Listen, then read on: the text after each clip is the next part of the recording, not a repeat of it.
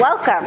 So we do a lot of cooking on the improv here. We get amazing produce. I kind of see what's there for the day and we make something together, and then you guys go home and hopefully you cook it with what you picked up at Gaia's Gift, or maybe you've stumbled across our channel and you just want to try it. I hope that's true. But today I thought we could all focus on following a recipe. It's not something that's easy to do, actually. Like, there's tons of recipes out there online, and there's a lot of options, and it's a great way to just type in, broccoli casserole, which is what we're making today, or any other thing, and get like hundreds of recipes. But often, and this happens to me as well, when you're looking at them, they can be kind of overwhelming, and it turns out to be a really messy process because it's somewhat unorganized at times. And so I thought we would follow a recipe together today. And so we have a lot of broccoli, so please come by and get some if you're in the neighborhood. So I pulled a broccoli casserole from the Southern Kitchen, spicy Southern Kitchen, and we're just gonna follow this to the T. So the first thing you want to do when you start cooking anything that you're going to cook, from scratch or even from a recipe, is you want to have all of your items available to you. This just avoids going back and forth and bumping into family in the kitchen, or just feeling a little like stressed out at the end of your cooking time. If everything is there and ready, it will make your life much easier. So we have everything we need. Of course, being a teaching kitchen and having a pantry and teaching cooking on a budget, we actually don't have everything that's listed in the recipe. So the first thing you want to do is check your ingredients. So in this recipe, we need 6 cups of fresh broccoli florets, which is basically the little pieces of broccoli. 4 heads of broccoli essentially is 6 cups. We need 1 can of condensed cream of mushroom soup, which we actually have in our pantry, so we're using that. We need a cup of mayonnaise. We don't have mayonnaise, so I'm improvising, and I'm using the Mexican crema from a previous recipe a few weeks ago. This is way more liquidy. It's more like a thicker sour cream than a mayonnaise. So this says 1 cup. I'm probably going to add 3/4 of a cup just to be sure that the dish isn't too runny. We need a 1/2 stick of butter. We don't have that. We're not using it. A lot of vegans don't use butter at all. I personally love butter, but it's not necessary. You can take it out of this recipe. We need 2 eggs. We have our eggs. A 1/2 medium of an onion finely chopped. We have that. We have salt, we have pepper, and then we need 1.5 cups grated cheese, which we have as well, and a full sleeve of Ritz crackers. So I also don't have Ritz crackers today, but we do have a ton of wheat thins, or wheat's worth. They're like whole wheat saltines. So I basically stacked these up in a stack and basically like guesstimated what a sleeve of Ritz crackers would look like. And so there are 20 of these. So please come by and get 20 if you want to do this recipe. And that's what we need. So again, you don't have to follow a recipe. If you don't have some things, you can omit them from your recipe. A lot of people have issues with canned food, and of course it's always better to buy fresh. There's just more nutrients and vitamins and a million things better with eating fresh, but that is not always possible, and there's nothing wrong with eating a can of vegetables and making your life easier for the day. Or if that's all you have, there should not be a stigma around it. So we are going to love our cream of mushroom soup, and we're going to put it in this casserole, and it's going to be amazing. So let's get started. The first thing I like to do when I go through a recipe is I like to sort of make little nicks, or maybe on a separate piece of paper, itemize the things that are wet ingredients and itemize the things that are dry ingredients. Today, the only dry ingredient is the crackers, so it's not hard to remember. It is just really overwhelming when you have a lot of things on the table to sometimes remember if you've used everything or put everything aside the way it needs to be. So usually what I like to do is called mise en place, which is a French word for putting everything in its place. Today, what we'll be doing is just going down the line and putting everything directly in a bowl instead of that. But usually, like if there was a cup of flour and a half of a cup of sugar needed and then a tablespoon of baking soda, I would probably put those in little bowls already made up and then put it all together. But not to confuse everyone, let's just do this. So, okay. Wet ingredients, there's the mushroom soup. I'm just gonna make a little check. There's the mayonnaise, which we're using the crema. There's the butter, we're not using it. There's the 2 eggs. And then looking down the list, oh, and then there's the cheese. So that's not really a wet ingredient, but I'm gonna count it as one. So once I have that in place and there's no dry ingredients except the crackers, I'm going to read the directions. So first off, the oven needs to be preheated at 350. I've already done this, so by the time we're ready to put it in the oven, it's already ready. And then the first step of the recipe is place broccoli in a steamer basket and cover and steam for 5 minutes. We don't have a steamer, so it's not a big deal. You don't want to boil the broccoli because often it can be overboiled and you can get mushy broccoli. Again, if that's the only thing that's available to you, there's no harm in it. Just try not to cook it too much. And steaming broccoli really does retain all of the nutrients and vitamins that you would want to like benefit from almost any vegetable. So that said, no big deal. I have a pot with a lid and I've covered the bottom of the pot with like 1 inch of water. So I'm gonna put that aside, and instead of cutting up like a whole bunch of little pieces, which we'll do later, I'm just going to cut the base of this off just a little bit, and hopefully, yeah, so the rest of it's kind of intact. And I'm gonna place them in there and like bunch them in there with the stems down, so they'll be like this all together. And with that amount of like small amount of water, it will kind of steam anyway, and you can just cut off the bottoms if they're too mushy, but I think it'll be okay. So I've already done those. I'll just do these as well. And then with these, if you were making, you could throw these in as well. But what I do really like about these, some people don't enjoy eating this part. They only like the tree.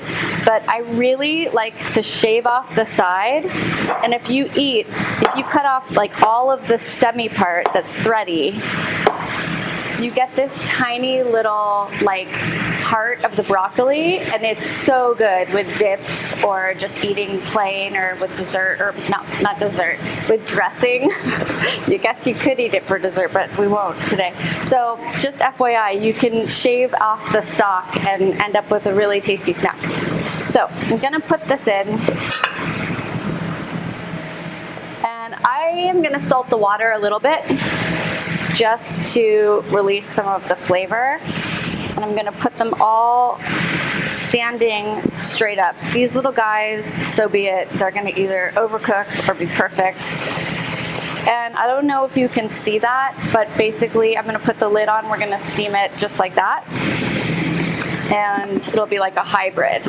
You can do this at home, this lid, whatever, that's good enough. So I'll be back in 5 minutes. Okay, so while that's steaming, let's prep everything else. First, we're going to measure the cheese. So when you're measuring in a measuring cup, this one is a little odd. I mean, it's actually really convenient because you can look down and read your measurement, but I don't know why they like intimidate me for some reason.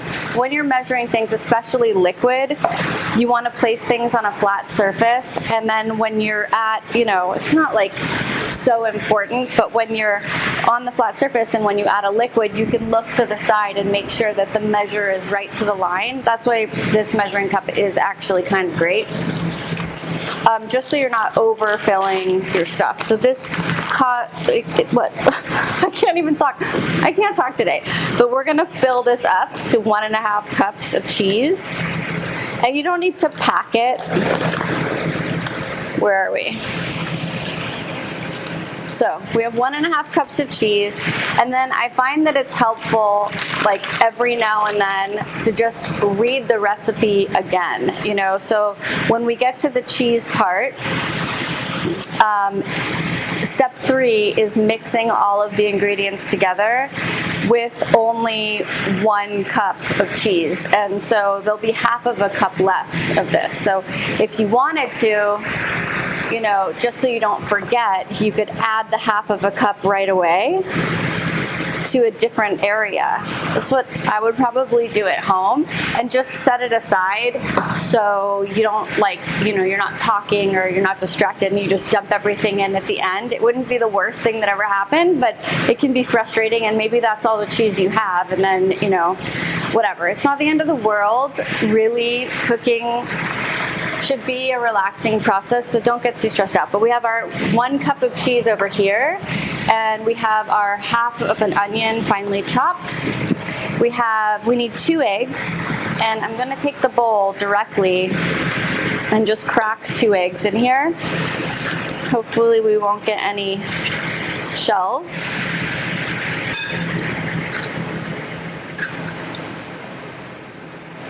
Then I'm gonna go wash my hands and I'll be right back.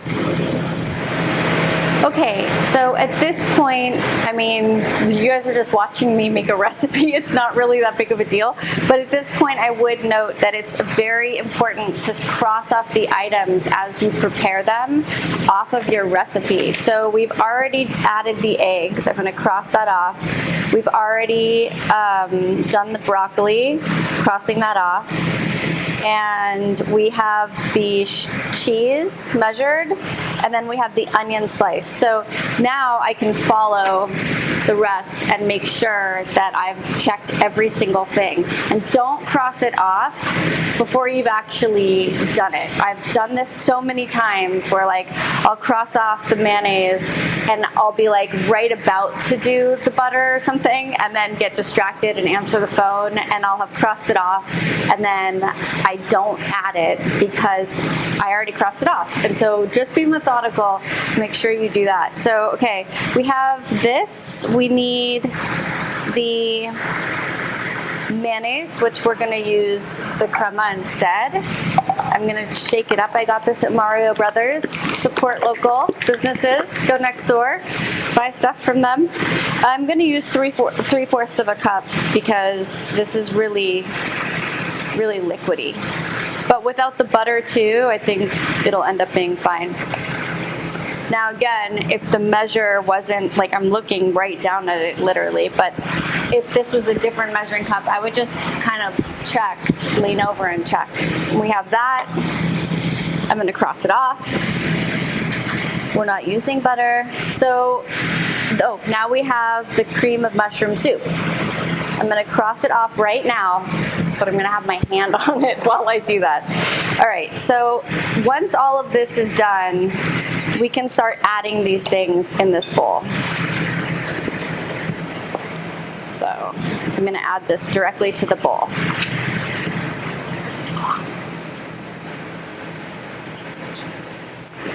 It doesn't look amazing, but I'm sure it's gonna taste really good. All right, just cream of mushroom soup, just adding it in. It's gonna be really good.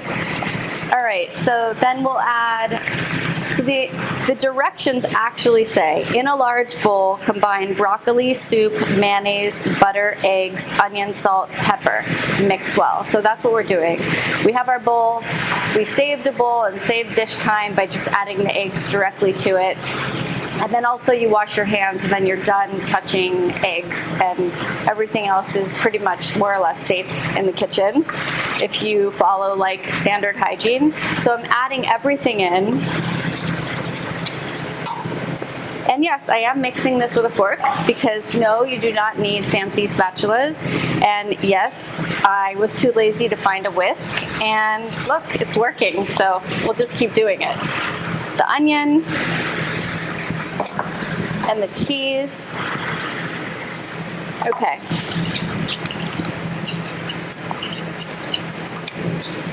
So, and then I'll add a little bit of salt, maybe like a teaspoon. They don't tell you how much, and it really is to your taste. And then, of course, everyone has a giant sized pepper in their house. I think I'll probably add a solid 1.5 teaspoons.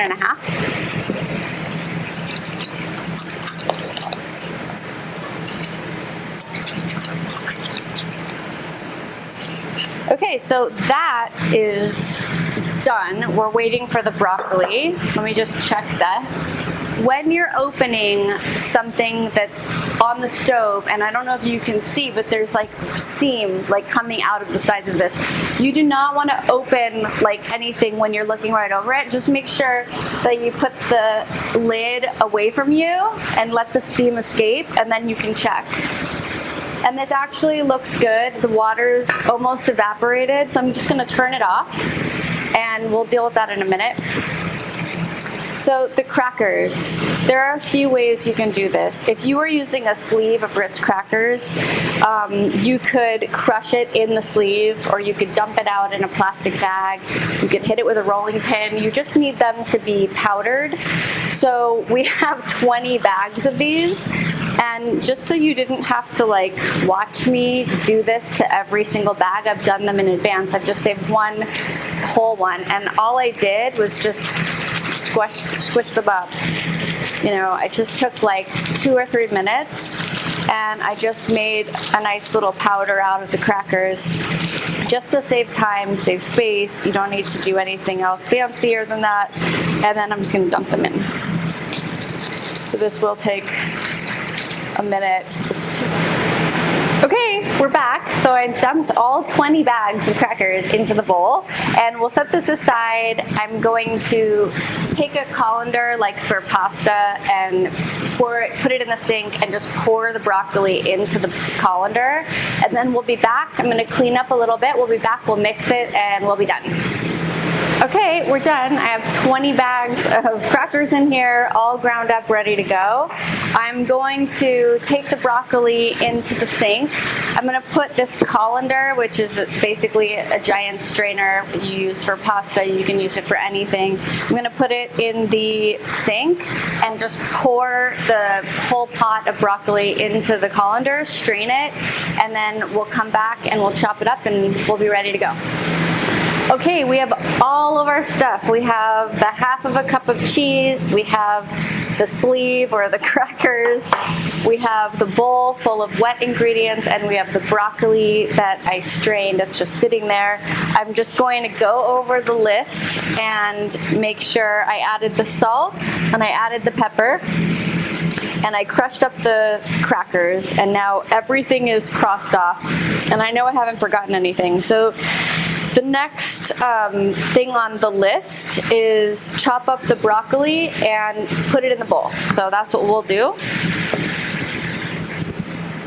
So again, this would be brighter in color if I had an actual steamer, since it sort of did like boil steam, but it did the trick and it did work. So I'm just gonna roughly chop these because, you know, I don't want it to taste like soup or something. I want to be able to taste it. Personally, I want to be able to like take a chunk of broccoli when I'm eating it, but you do you. You could like puree this and add it in. You could do all kinds of stuff. I'll just add this.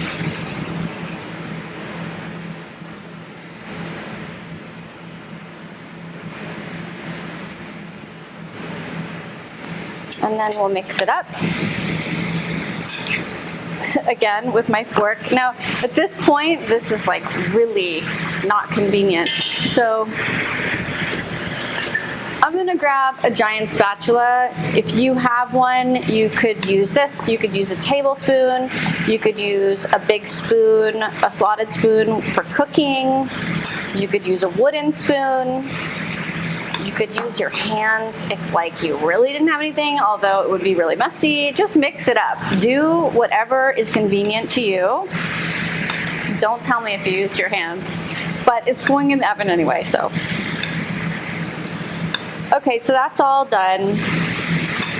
I'm going to clear this off a little bit.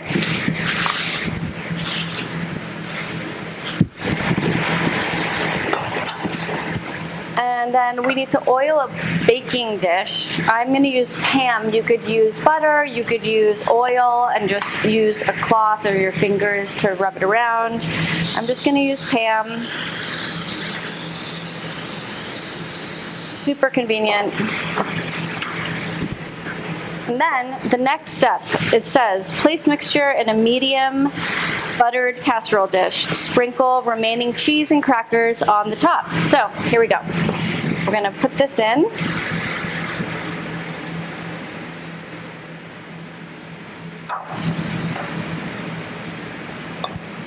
And I guess we'll just do this. You know, I kind of want to like mix it around. Oh, hot. So I kind of want to mix it around and get some of the crackers in there. I feel like that's going to be too bready. Maybe I'm wrong, but I'm just going to do this. This is not in the directions, but I'm going to let these soak up a little bit. And then I'll put the rest on top. Maybe I'll add a little cheese and I'll like layer it. It doesn't tell you how to do it, so you can be creative.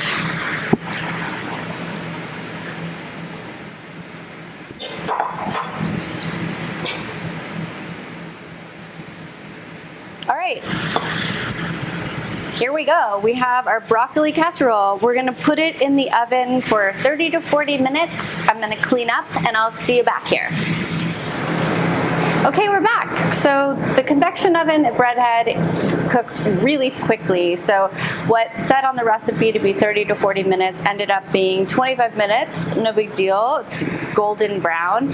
I guess from the looks of this, and this is the fun thing about recipes, you know, you try something and then you have to make it work for you. Like, I've never done this recipe before, and now I know that I would definitely mix in almost all of the breadcrumbs. They don't specify whether or not you should do that, but we're sort of left with like a lot of crumbly top, which I'm sure is going to be yummy and like full of texture and crunch, but I feel like I probably would have mixed in a little more breadcrumbs as I did, but whatever. I'm sure it's going to be tasty. Let's start plating it up. I'm going to put it in a bowl today.